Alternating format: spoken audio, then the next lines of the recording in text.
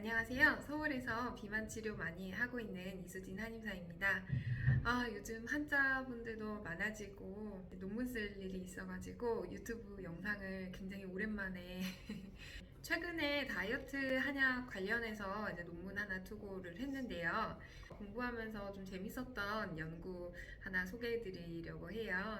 궁금하실 부분들만 콕 집어서 말씀드릴 테니까 걱정하지 마세요. 환자분들 치료하다 보면 이런 말씀 많이 주실 때가 있으시거든요. 이제 내가 사위나 며느리가 몸에 좋은 것들 가져다 주어서 선물해 주어서 다 먹어봤는데 다 쓸모없어. 그래서 내 병은 치료 못해 하고 포기하시는 환자분들을 보면 조금 이 마음이 아플 때가 있어서 이 부분에 대해 좀 알고 계시면 좋을 것 같은데요. 우선 첫 번째로 함량이라고 보시면 돼요. 건강기능식품은 의사가 처방하는 전문의약품이 아니기 때문에 일반인들 누구나 먹어도 큰 부작용이 나면 안 돼요. 그렇지 않게 하는 가장 확실한 방법은 함량을 낮추는 거거든요. 그래서 이 부작용이 적은 만큼 효과도 많이 볼 수는 없다는 부분은 어떤 질병의 치료 측면에서는 당연히 부족한 부분이 있을 수밖에 없다라는 부분은 좀 이해해 주셨으면 좋겠습니다. 한약의 경우는 만약 같은 약재가 들어가더라도 그 함량에 있어서 많은 차이가 나요. 그렇다면 부작용도 나지 않을까요? 네, 맞아요. 함량이 높아지면 당연히 그 위험도 커진답니다. 그래서 한의사들이 존재한다고 보시면 되고요.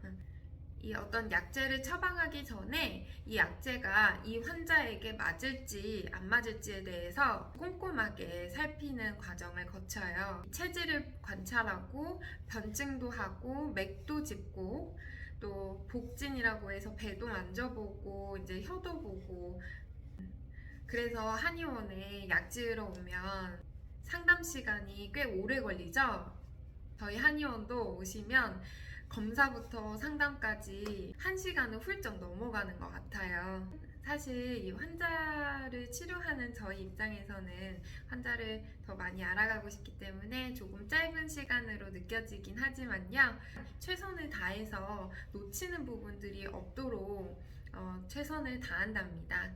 두 번째 건강기능식품과의 차이는요, 약재의 구성에 있습니다.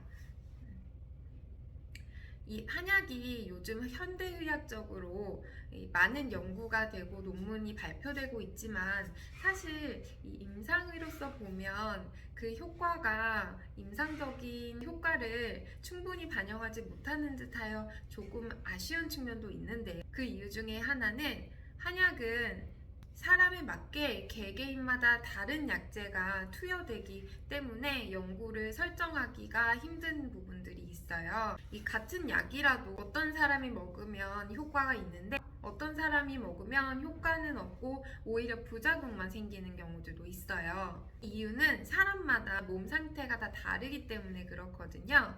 건강기능식품은 이런 부분까지 고려하지는 못하지만 한약은 가능하다는 점도 알고 계시면 좋을 것 같아요. 그럼 나한테 맞는 약재를 찾아서 그걸 끓여 먹으면 되는 거 아니야? 하고 여쭤보시는 분들이 있으신데요. 저도 증상이 좀 경미하거나 예방 차원에서 여쭤봐 주시는 분들에게 이 체질과 증상에 맞춰서 약재 한두 개쯤은 추천해 드리는 경우들이 종종 있어요.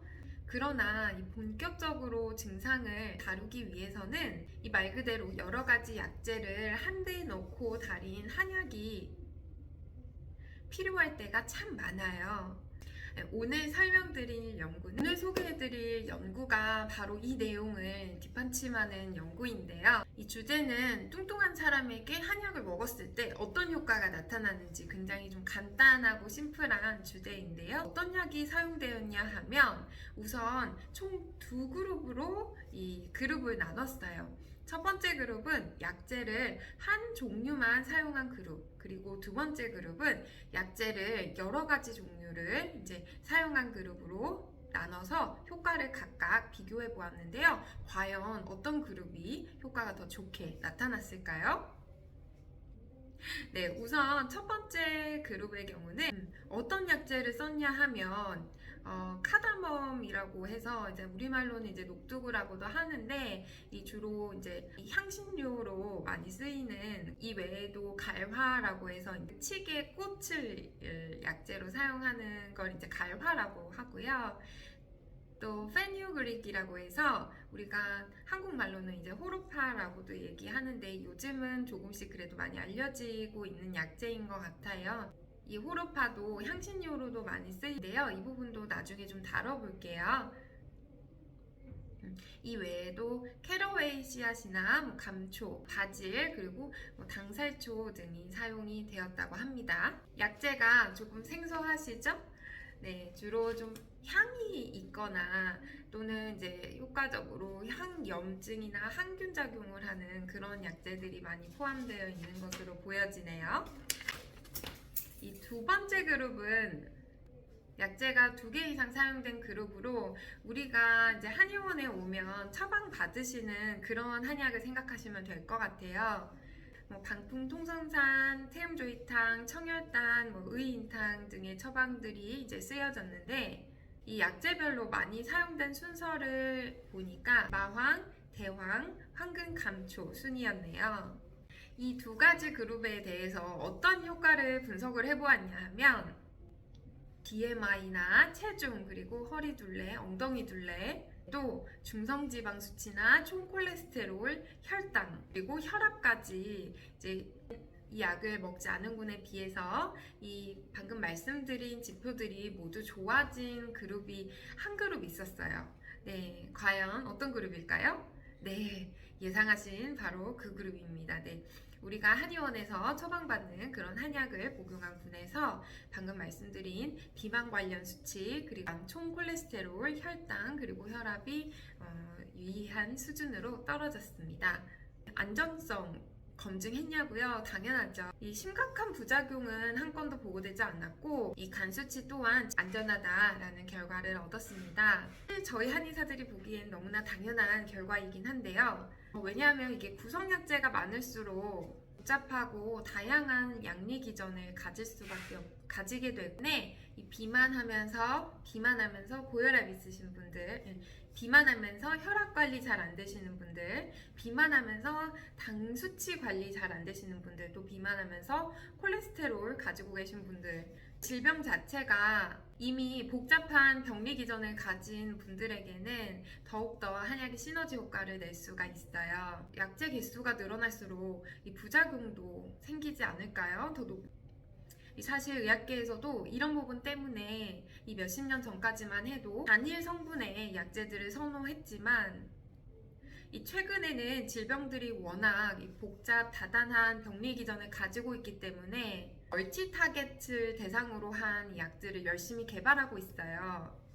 하지만 이 개발할 때 예상치 못한 부작용이 나타나서 쉽지만은 않은 듯 보이는데요. 요즘 한의원에서 처방되는 이 수천 년의 경험 지식을 포함해서 현대의학적 연구를 통해 이 부작용이 심각한 약재들은 다 걸러지고 이 약재와 약재 사이의 상호작용 또한 검증받은 그런 처방들이 널리 쓰이고 있어요. 여기에 한의사들 이 특유의 세심함과 꼼꼼함으로 이 약재의 기본적인 성질과 환자의 체질을 잘 대응시켜서 만약 A약제를 써서 효과를 보고 싶은데 약의 성질이 환자의 체질과 맞지 않아서 조금 걱정이 될 경우라면 B약제를 함께 넣고 함께 다리게 되면 이 약제의 부작용이나 극렬한 성질이 완화되고 약성이 조화로워지고 순해진답니다. 그렇게 해서 이 약재를 얼마나 잘 배합하냐가 바로 한의사들이 열심히 공부하는 부분이라고 생각해 주시면 좋을 것 같습니다. 저희 한의원에는 기존의 다른 종류의 다이어트 치료, 예를 들면 주사나 아니면 다이어트 관련 건강기능식품이나 양약 등을 이제 복용을 하셨었는데 효과가 좀 경미하거나 부작용이 세서 살을 빼지 못한 채로 이제 그만 포기해야 했던 그런 분들께서 좀 많이 오세요. 그만두고 포기해야 했던 분들이 많이 찾아오시는데요.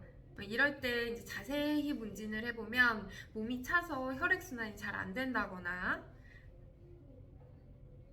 콜레스테롤이 높거나 혈당이 높거나 혈압이 높거나 또 지방간이 있거나 생리불순이 있거나 자율신경 기능장애가 있거나 하는 등의 이 살을 빼기 전에 꼭 같이 해결해야 되는 그런 문제들을 가지고 계신 경우들이 많았어요.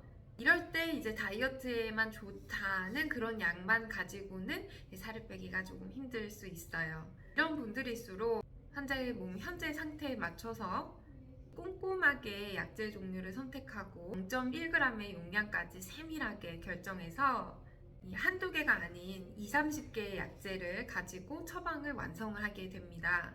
이렇게 되면 이제 한약을 복용하면서 예전에 다이어트 했을 때보다 훨씬 덜 불편하고 한약을 먹으면서 살만 빠지는 게 아니라 간 수치도 내려가고 콜레스테롤도 좋아지고 변도 잘 보고 허리 통증이 없어지는 등의 2마리 토끼, 3마리 토끼를 잡으실 수 있게 됩니다. 네, 오늘은 다이어트나 대사증후군 관련 치료를 받으러 오셔서 환자분들께서 좀 한약을 처방받을 때 궁금해 하실 부분들에 대해서 말씀을 드려보았는데요. 혹시나 더 궁금하신 부분 있으시면 언제든 아래 댓글로 남겨주시면 열심히 답변해 보도록 하겠습니다. 네, 오늘 영상 시청해주셔서 감사드리고요. 다음 시간에도 궁금한 부분 가지고 한번 찾아와 볼게요. 감사합니다. 건강한 하루 보내세요.